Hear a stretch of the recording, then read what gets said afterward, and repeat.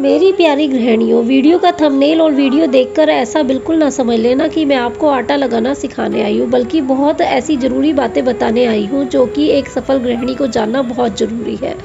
मैं अपने वीडियोस पे कभी ऐसी बात नहीं करती कि ऐसा करोगे तो लक्ष्मी आपके घर में बरसेगी या फिर आपका भाग्य चमक जाएगा।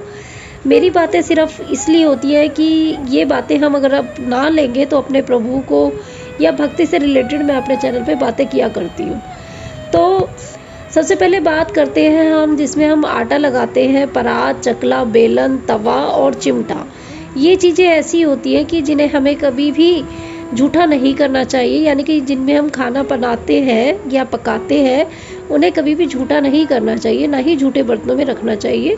जब भी हम इन्हें धोते हैं तो अलग से सेपरेट झूठे बर्तनों से अलग धोना चाहिए, क्योंकि हम इन बर्तनों में प्रभु के लिए खाना बनाते हैं और उसी भोजन का हम अपने प्रभु को, अपने भगवान को भोग लगाते हैं। बाद में उसी भोग को, उसी प्रसाद को हम ग्रहण करते हैं।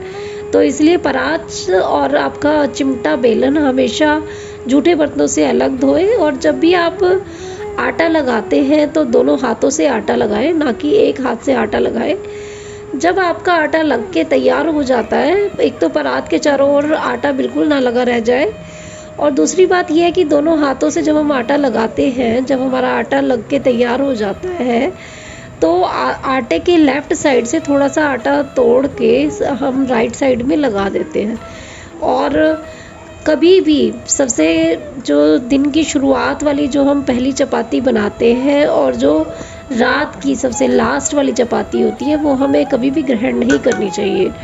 तो इसका भी मैं आपको वजह ज़रूर बताऊंगी। जो पहली चपाती होती है वो हमेशा गाय की होती है, क्योंकि गाय में हम हमेशा अपने सभी देवी देवताओं का वास मानते हैं। और गाय को अगर हम भोग की सबसे पहली रोटी खिलाते हैं तो ना जाने हमारे कितने पाप, कितने क्लेश मिट जाते हैं, तो हमारे ना जाने कितने वास्तु दोष मिट जाते हैं।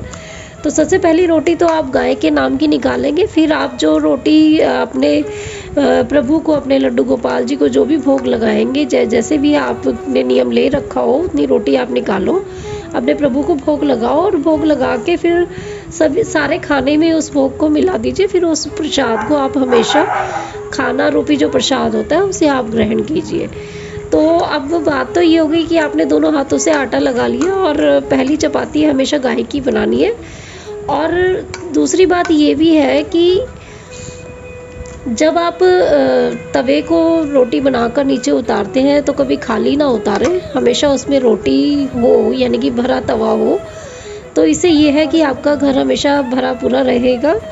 और रोटी को सेकें फिर बाद में।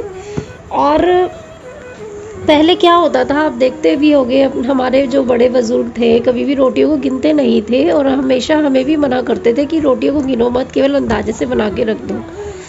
बल्कि आज की भागती दौड़ती ज़िंदगी में कई बार तो ऐसा होता है कि गरम गरम खाना ही खाया जाता है। फिर भी आपको रोटी बना के भी रखनी है तो अंदाजे से रख दो, वो हमेशा पूरी ही पड़ेगी, कभी कम भी नहीं पड़ेगी, कभी ज़्यादा भी नहीं पड़ेगी। कभी भी आजमा के देख लेना, तो रोटियों को गिने ना। और जो सबसे लास्ट की रोटी कहते हैं, थोड़ी मोटी बनानी चाहिए, यानी कि हमारा पीछा, यानी कि हमारा माइका मजबूत रहता है, या हमारा पीछा, हमारी बैक साइड जो कहते हैं ना कि इसका अच्छे घर से है या जो भी है, मजबूत रहता है।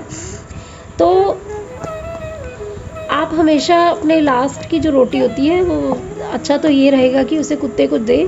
और शनिवार को तेल लगाकर अगर आप कुत्ते को रोटी देते हो तो आपका शनि ग्रह भी टलता है, ऐसा मैंने सुना है। तो लास्ट की रोटी ज़रूर कुत्ते को दें और थोड़ी सी भारी रोटी बनाएं।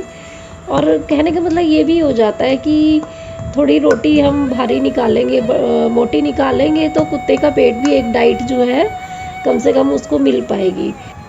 एक सबसे लास्ट और सबसे इम्पॉर्टेंट बात आपके साथ शेयर करना चाहूँगी कि बहुत साल पहले एक बार मैं भागवत कथा में गई थी, तो वहाँ पे व्यासपीठ से यही बात आ रही थी कि एक गृहिणी, आजकल की गृहिणियाँ क्या करती हैं कि जब भी कढ़ाई चढ़ी हुई है, जो भी आप सब्जी बना रहे हो या कुकर में बना रहे हो, तो आजकल क्या टेस्ट करने की प्रथा चल गई है। ऊपर से प्रभु सोच रहे हैं कि मेरी बहन ने, मेरी बेटी ने खाना बना के तैयार कर लिया, मुझे, मेरे लिए भोग लेके आएगी, और प्रभु इंतज़ार कर रहे हैं।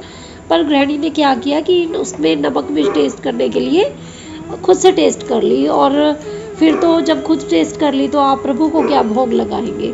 तो तो वो बात मेरे को आज भी याद है। तो मैं कभी भी खाने को टेस्ट नहीं करती, और ये आजमाई हुई बात है, कभी भी नमक मिर्च हमेशा सधा हुआ होता है। और हमें किचन में रहते हुए इतना एक्सपीरियंस तो हो ही जाता है कि नमक मिर्च बिल्कुल सधा रहे, और सबसे पहले प्रभु को भोग लगा के और अपने घर के मेंबर्स को खिलाएं और खुद खाएं, तभी घर में बरकत बनी रहती है। तो इस प्रकार के नियम बहुत ज़रूरी होते हैं। तो प्यारी गृहिणियों, मुझे लगता है कि आज आपने अपने आटा लगाने से रिलेटेड सभी बातें जान ली होगी, और किस तरीके से हमें घर की चपाती, पहली रोटी और लास्ट रोटी बनानी चाहिए। तो इस तरीके के नियम अगर हम अपना लें, क्योंकि जीवन में नियमों का होना बहुत ही आवश्यक है। और अगर आपको वीडियो पसंद आई हो तो लाइक कमेंट ज़रूर कीजिएगा, वीडियो को ज़्यादा से ज़्यादा शेयर करें, और हमारे चैनल से अगर आप जुड़े रहना चाहते हैं तो चैनल को सब्सक्राइब भी कर सकते हैं। इसी के साथ मैं नीतू शर्मा आपसे विदा लेती हूँ। राधे राधे।